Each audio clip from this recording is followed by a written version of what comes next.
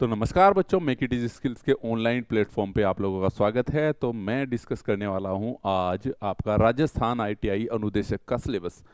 इस सिलेबस में हम देखेंगे कि आपके कितने चैप्टर अवेलेबल हैं और कौन से चैप्टर छोड़े गए हैं। तो मैंने जहां तक सिलेबस को स्टडी किया है, इन्होंने चैप्टर भले ही टॉपिक भले ही 9 यूनिट्स दे दिए हो, लेकिन उन यूनिट्स के अंदर भी सब यूनिट्स दे दी इन्होंने, जो कि अपने आप में एक इंडिविजुअल चैप्टर बनते हैं। तो ओवरऑल जहां तक मैंने सिलेबस को स्टडी किया है, टेक्निकल का पूरा डीजीटी गाइडलाइंस के अकॉर्डिंग है। जो डीजीटी ने सिलेबस अपलोड कर रखा है अपनी साइट पे, सेम वही सिलेबस है और पूरी सभी आईटीआई का सिलेबस वही रहता है। बस इन्होंने इसको 9 चैप्टर में डिफाइन कर दिया है, इसकी यूनिट्स के नाम बदल कर। बाकी अंदर सेम वही कंटेंट डाल रखा है जो डीजीटी का सिलेबस है भाई। तो घबराने वाली बात नहीं है।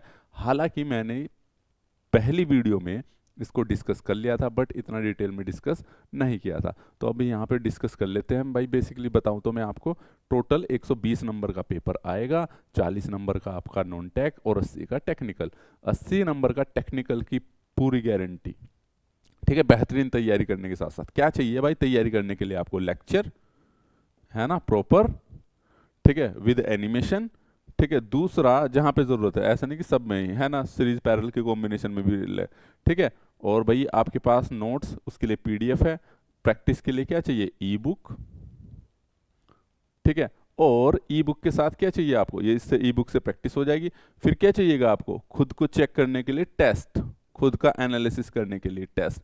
और टेस्ट को मैं बोलता हूं बेटा, केवल टेस्ट देके घर पे बैठ नहीं जाना कि दूसरा देने लगे। देखो कहाँ कमियां हैं, इस चीज का जरूर एनालिसिस करना, ठीक है। और ये लेक्चर की पीडीएफ वगैरह भी, ठीक है। क्लियर है? और नोट्स खुद से बनाओगे तो ज्यादा बेटर रहेगा और बेहतरीन रहेगा। तो इस सारी की सारी चीज पता है कहाँ है? 199 रुपीज में ओनली, ठीक है। कहाँ पे? हमारे ऐप पे। तो ऐप डाउनलोड कर लेना, आपको वहाँ पे राजस्थान आईटीआई इंस्ट्रक्टर का कोर्स मिल जाएगा, ठीक है। उसमें कुछ चीज़ें आपके जिस बार टेस्ट सीरीज है तो वो भी बनेंगी, तब अपलोड होगी। कभी आज ही अटेम्प्ट करने लग जाओ।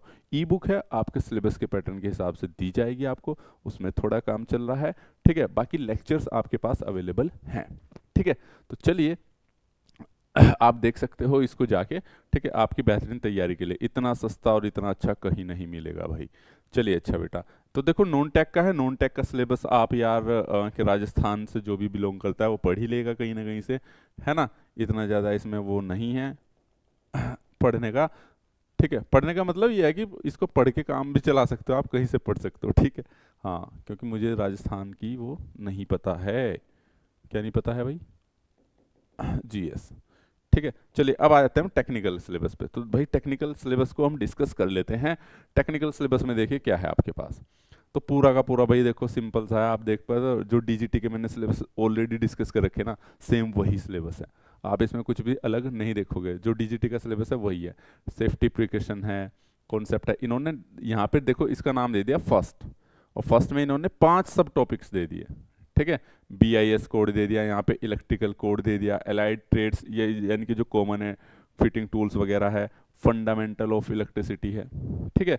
तो जो आपका सिलेबस भी बना हुआ है ना, वो भी इसी आधार पे बना हुआ है। अगर आपको 9 चैप्टर है तो 9 ही मैंने डिफाइन कर रखे, 9 ही फोल्डर बना रखे ऐप में भी, ठीक है। और उसके अंदर ये सब मिलेंगे, ठीक है। और अगर कोई एक दो नहीं है तो आप मेरे को मैसेज कर देना। वैसे एक दो नहीं है जिनके लिए अभी मेरी वीडियोस बन रही हैं, तो जैसे बनती है वो आपको अपलोड हो जाएगी, क्योंकि अभी तो टाइम काफ़ी है, ठीक है। तो इसमें हाइपर होने की ज़रूरत नहीं है। तो इंसुलेटर है, सेमीकंडक्टर है, ठीक है। फिर वायरिंग, इसका दूसरे चैप्टर का नाम दे दिया, दूसरी यूनिट का वायरिंग और सर्किट। इसमें देखो कितने सब टॉपिक्स दे दिए इन्होंने। सोल्डरिंग, ये अपने आप में chapter, underground cable, electrical circuit. Electrical circuit में देखो कितने ओम्स लॉ अलग है, केवीएल केसीएल है, सीरीज पैरेलल कॉम्बिनेशन है, ठीक है।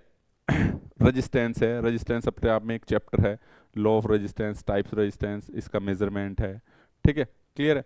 तो कहने का मतलब भाई ये अपने आप में इन्होंने चैप्टर दे दिए। तो कहने का मतलब ये है कि सिलेबस आपका डीजीटी का ही है, बस इन्होंने ऊपर यूनिट्स में अंदर वो सब टॉपिक्स दे दिए, ठीक है।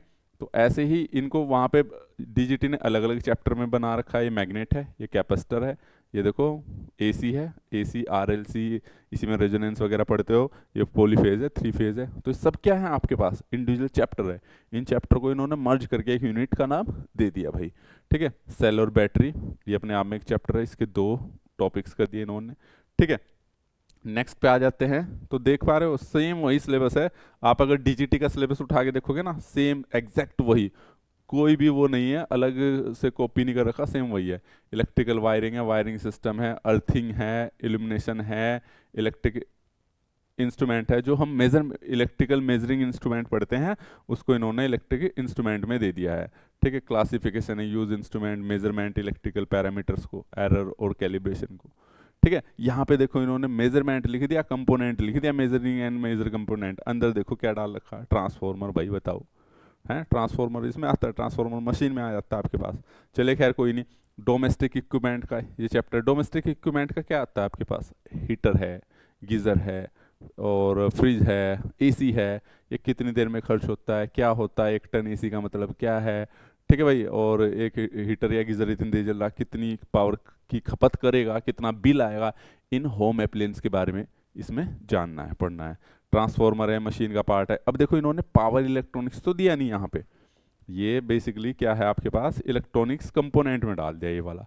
अब बेसिकली देखे क्या है आपके, construction, description, diode, transistor, SCR, diac, triac, ये सब क्या है, आईजीबीटी, ऑस्किलोस्कोप, वर्किंग प्रिंसिपल, ये सब क्या है, एससीआर, डायक, ट्रायक, ये पावर इलेक्ट्रॉनिक्स का हिस्सा होते हैं। ठीक है, डायोड, ट्रांजिस्टर, ये बेसिक इलेक्ट्रॉनिक्स का पार्ट होते हैं, तो इन्होंने किस में डाल दिया, इलेक्ट्रॉनिक कंपोनेंट में।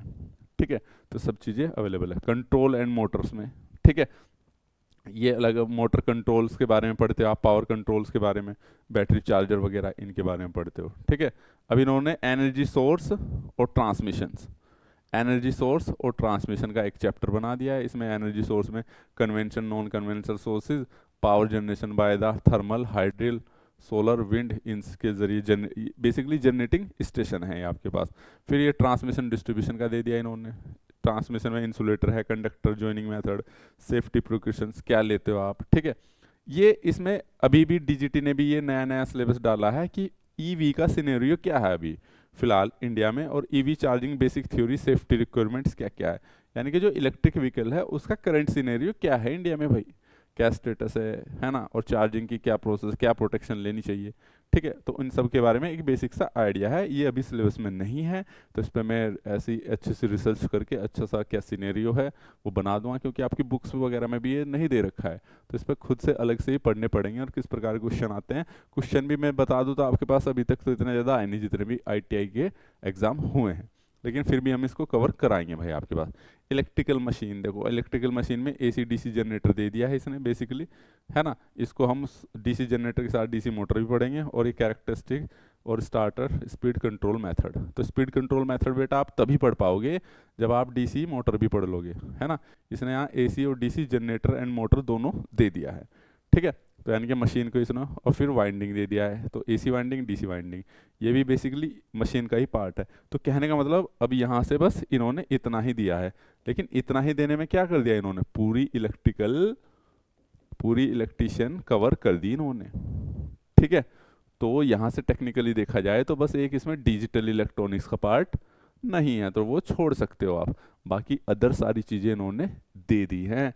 तो दिखने में लग रहा था कि 9 यूनिट का है, कोर्स छोटा हो गया है, कोर्स कम है, लेकिन पूरी ओवरऑल इलेक्ट्रिशियन थ्योरी इसमें डाल दी गई है। ठीक है भाई, तो मैं फिर से ध्यान दिला दूँ आप लोगों को, ये पूरा का पूरा सिलेबस हमने कवर करा रखा है मात्र 199 रुपीज़ में। ठीक है, और खाली सिलेबस नहीं है, ई बुक भी है, टेस्ट सीरीज भी है, और जो भी आपकी गाइडेंस है या जो भी डाउट सेशन है वो मैं लूँगा ही आपके पास। ठीक है, और तो इसको आप जाके ऐप पे देख सकते हो, और भी काफ़ी सारे फीचर्स के साथ ऐप पे बहुत सारी चीज़ें आपको मिल जाएंगी। तो इस वीडियो में इतना ही, मिलते हैं नेक्स्ट वीडियो में। Thank you so much, all the very best.